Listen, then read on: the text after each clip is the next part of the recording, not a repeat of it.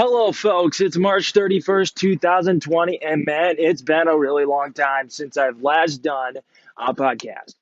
But with this staying at home and social distancing, I thought it'd be a great time to start up doing my podcast again during this long break. So, first off, I want to wish all of you good health and a happy lifestyle while we all face this pandemic crisis. To start today's show off, I want to talk about some things that most recently happened in my life. Well, folks, I have officially found my college for next fall. So I will be attending Western Technical College for the associate's degree in wood technology, and I will also be playing baseball there as well for the Western Cavaliers baseball team as a pitcher and outfielder. Another big thing that happened was I officially accomplished my 450 plus hours of my youth apprenticeship with Myron Construction. Okay, so the sports world has just been so boring. Everything is shut down professionally, like MLB, NFL, NBA, NHL, and golf. Right now, if this pandemic did not happen, we would be still watching March Madness at home on the couch with our families, or watching at the bars or restaurants with friends and family. The worst part right now is there's no Brewers baseball, and I was really looking forward to watching the Brew Crew. So we don't even know exactly how this is all going to play out for the MLB start of the season. And who knows, we might not even have an MLB season this year, which would be super sad. I miss baseball so much right now. It's my life and it makes me who I am. It's the nation's pastime. I can't wait for my last year of high school baseball season to start. I'm hoping for the season, but we will have to see what happens. So let's get to sports news right now. So today, the NFL owners approved the expanded 14-team playoffs starting in 2020. The new structure will feature 7 teams per conference, with just one bye by going to each of the top seeds.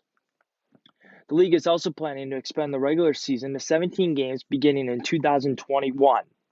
The playoff changes required approval from 3/4 of the 32 owners, and it passed at today's conference call in the place of the traditional annual league meeting. With the latest adjustments, there will be 3 sets of wildcard games in each conference, including battles between the number 2 seed and the number 7 seed. In 2019, this would have featured the game between the Kansas City Chiefs and the Pittsburgh Steelers, and as well as the NFC, as well as the Green Bay Packers and the Los Angeles Rams in the NFC. Some more NFL news: the Buccaneers have announced Tom Brady will wear number 12 jersey. Chris Godwin switches to number 14, and here's why I agree with this. Tom Brady deserves number 12 for his jersey number because he has worn it his whole career and he's the GOAT. And Tom Brady is now the face of the franchise for the Tampa Bay Bucks. The NFL is expected to release the 2020 schedule no later than May 9th. What are the best landing spots for Cam Newton at this point? So Cam Newton was released by the Panthers last week, and now Cam is trying to find a new place to play. So here are some options for him. The Buffalo Bills are an option because the Buffalo Bills head coach Sean McDermott and the new Newton spent 6 seasons together with the Panthers. The former defensive coordinator now knows the quarterback's strengths after years of practicing against him. Another option would be the Denver Broncos, because Denver doesn't even have a high-end backup who can run the offense and keep the squad competitive, and Newton could do that for Denver if Drew Lock is not performing for his expectations for John Elway. The third option is the New England Patriots, but before signing Newton, the New England Patriots would have to sort out a salary cap hurdle before they consider him. Newton's skill set would allow the Patriots to open their playbook. Right now, the 34-year-old journeyman quarterback Brian Hoyer and the 2019 fourth-round pick Jarrett Stidham, who's thrown only 4 regular season passes, are the only competitors for the starting spot at this point. The Patriots don't have an immediate interest in Newton, but he could easily win the starting job over Hoyer, and Stidham would make New England more appealing than either Buffalo or Denver. Now, the fourth option could be the Jacksonville Jaguars. The Jacksonville Jaguars traded quarterback Nick Foles to the Chicago Bears this offseason, which clears Gardner Minshew's pathway to the starting position. Minshew should be considered the favorite to start in Jacksonville over Joshua Dobbs, but isn't the franchise quarterback conversation this early in his career. That's where Newton can elevate the Jaguars. Jacksonville Jaguars still have more than $20 million in cap space, which should make it more appealing to Newton than the New England from a financial perspective. And Jaguars don't select a quarterback in the first round of the 2020 draft. The competition between Newton and Minshew should favor the former league MVP. Now, best choice by far is the Los Angeles Chargers, and here's why. The Chargers aren't expected to sign or trade a veteran QB, but Los Angeles may be hesitant to sign Newton since the league paused the team related to physicals because of the coronavirus pandemic. Los Angeles should bring in the 30-year-old for option for a quarterback competition at his best. Newton could beat Taylor in an offseason battle for the position, and he has far more starting experience under center.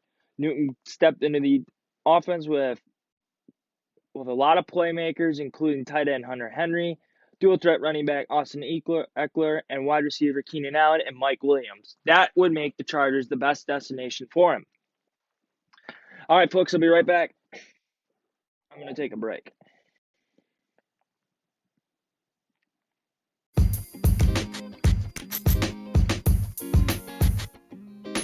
We will be right back. You will listen to Ty Bat's podcast on Ty Bat Radio.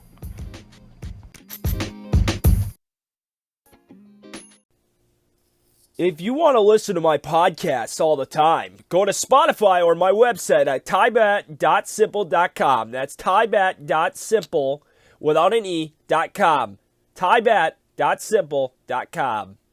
Also, go like and subscribe and follow my buddy at Outdoor Nation TV on his Insta and YouTube. I am back, and I want to finish up with my show to talk about the MLB just for a little bit. It's very short, and I just have some news on it. The MLB is likely to start the 2020 season without fans because of the COVID-19. We all saw this coming. And Joel Sherman reported today, a team executive who said closing stadiums to the public will allow for an earlier start. But the matter of weeks, we will be able to play games without crowds before we can play games with them. So fans are not going to be allowed at all to probably the start of the season for the Major League Baseball, and I clearly don't agree with that. But that's how they're going to play it because it'll make so we can get the season going. But it's really sad that you won't be able to have fans at a game, and this encourages players to play hard. It changes the perspective of the game, and it just changes the players' thoughts going to the game. I mean, you're going to look on TV and you're going to see nobody, and the NBA is going to do the same thing, NHL, and possibly the NFL if it gets that far. But, yeah, that is very sad. To me, it's very sad. Just it's terrible for fans that have tickets and stuff. I hope they get their money back. And the MLB is now going to continue playing their minor league players through at least May 31st amid the suspension of the play because of the coronavirus pandemic. According to ESPN, Jeff Passan, all minor league players will receive $400 per week and medical benefits as part of the plan. I agree with this. This is great for the minor leaguers, including the Tim Rattlers and Appleton. You think about it. These players are not playing. If they didn't get paid, what would they do? Okay, they have to find another job. That's hard. What if they can't pay their bills for housing, family? I mean, there is a lot that goes into that, and these players deserve money. And I clearly agree with Jeff Passan and the MLB on paying these minor league players well. We're in a pandemic crisis right now at the moment. So, that's it for today's show. Thank you for listening to Real Time with Ty Batten. I'll also have a new live stream show. It's on podbean.com. That's podbean.com. And search Real Time with Ty Batten. You'll find my show when it's live. I'll be back soon. Thanks for listening. This is Ty Batten signing off. Have a good night, everybody.